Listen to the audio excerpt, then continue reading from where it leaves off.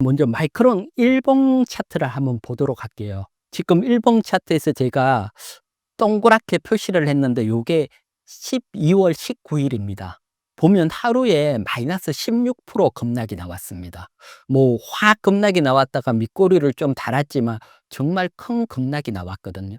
이게 사실 D램 업체의 현 주수를 보여주고 있다. D램 업체라 하면 전 세계에 뭐 삼성전자, SK하이닉스, 마이크론 3사인데, 마이크론 미국 시장에서 이렇게 확 급락이 나왔다는 것은 시사하는 바가 크고요. 그럼 왜 급락이 나왔는지 한번 보도록 할게요. 보게 되면 요게 인제 마이크론 매출이라든가 요런 것들 나타내는 그래프인데, 보면 작년 2 분기, 3 분기, 4 분기, 또 2025년 1 분기까지 보면 뭐 주당 순이익은 계속 증가입니다.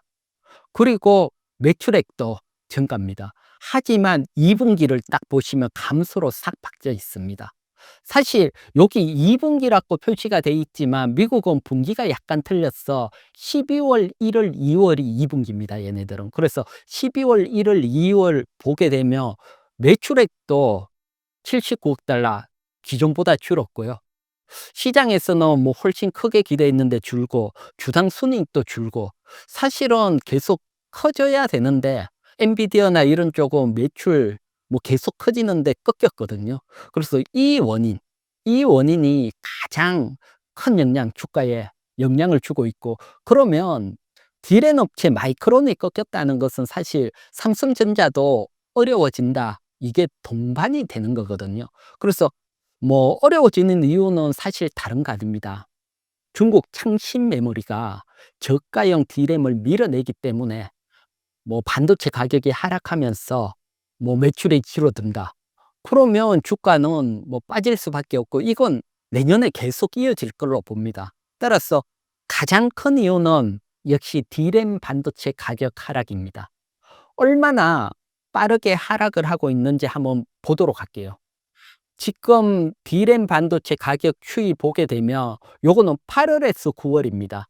8 월에서 9월 가격인데, 밑에 제가 파란색 박스권으로 칠해 놨는 부분, 요것은 DDR4 창신 메모리가 밀어내고 있는 가격인데, 보면 한 달 사이에 뭐 22%, 17% 급락이 나왔습니다.